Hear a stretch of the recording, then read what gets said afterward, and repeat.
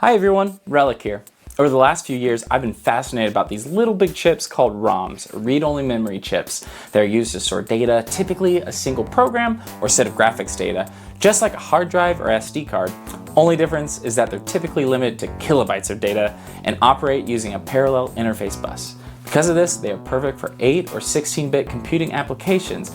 This can be anything from vintage computers such as the Commodore 64 and Apple II to many of the classic retro game consoles such as the Atari 2600, Nintendo Entertainment System, Sega Genesis, etc. There are a few different types of ROM chips available. Typically, when manufacturers need to produce a large amount of the exact same ROM, they begin by testing with programmable ROMs, or PROMs for short, which can only be written to one time but typically operate at faster speeds. Once the final ROM image is prepared, they can use mask ROMs or MROMs to create large batches of the exact same chip that is written to during the chip manufacturing process.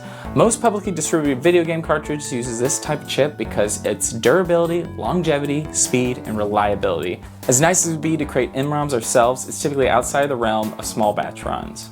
Instead, we use erasable programmable ROMs for developing software and testing it on real hardware. There are two types of these chips available: UV erasable PROMs and electronically erasable PROMs. The first, typically abbreviated as EEPROMs, that's with one E, has a little window at the top of the chip where you can use UV light to erase the contents of the ROM data. In order to write to these chips, they require a high voltage on the VPP pin, typically anywhere between 14 and 25 volts, depending on the chip.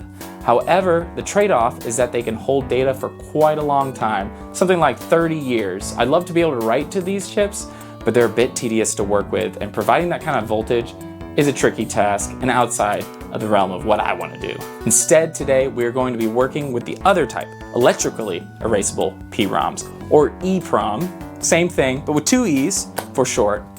These can be quickly erased and rewritten to using standard 5-volt signals.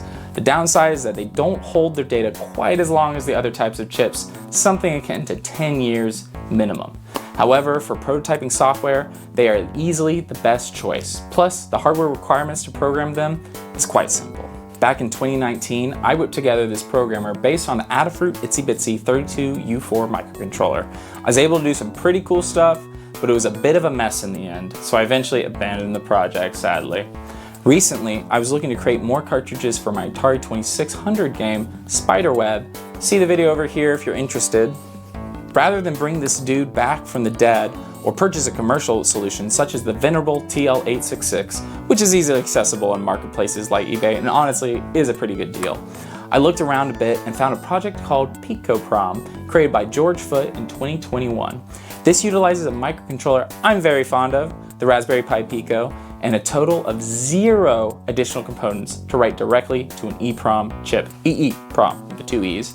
You can see his video here if you'd like to get his take on it. Let's put it over there. In my experience so far, every chip I've written to has worked, but there was always a little bit of uncertainty because the Pico couldn't verify the right process. And that's where my version of George's project comes in.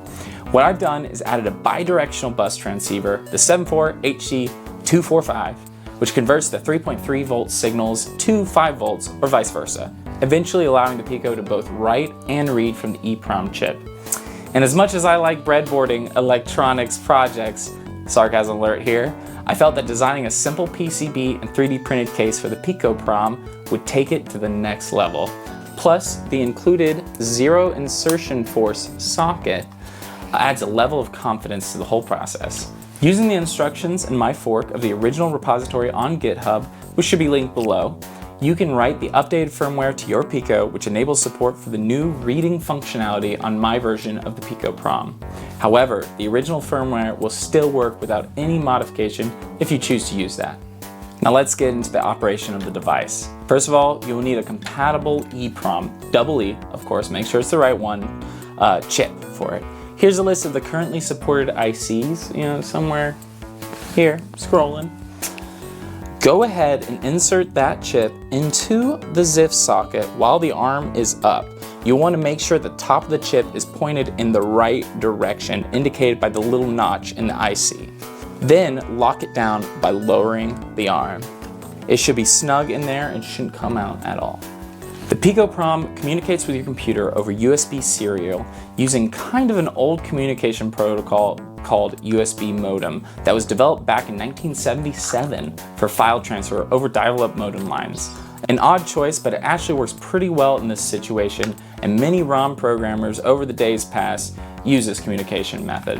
So go ahead and take your USB-C or USB micro, depending on what kind of Pico you have, and plug it into your device and then into your computer.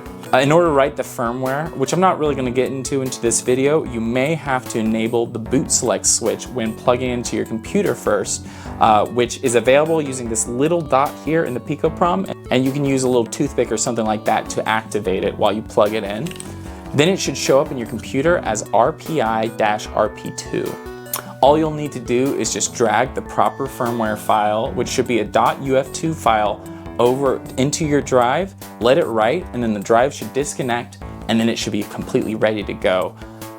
I'm working on a Linux-based machine, specifically Debian, which comes included with a terminal program called Minicom. If you don't already have this software, you'll need to install it on your Linux machine using something to the effect of sudo apt install Minicom and then lrzsc. lrzsc is the package that Minicom depends on for sending and receiving files. If you're on a Windows machine, I recommend following the original instructions provided by George Foote to get connected with your PicoPROM. Once you're in a serial terminal, however, the communication process should be about the same. Make sure you know which serial device is the PicoPROM. There may be a better way to do this, but what I'm doing at the moment is just opening up the Arduino IDE to quickly scan the available ports. In my case, /dev/TTY capital ACM and then 1. You can connect to your device using Minicom -- device and then space /dev/TTY-ACM1, right? You would replace the port with whatever it might be on your computer.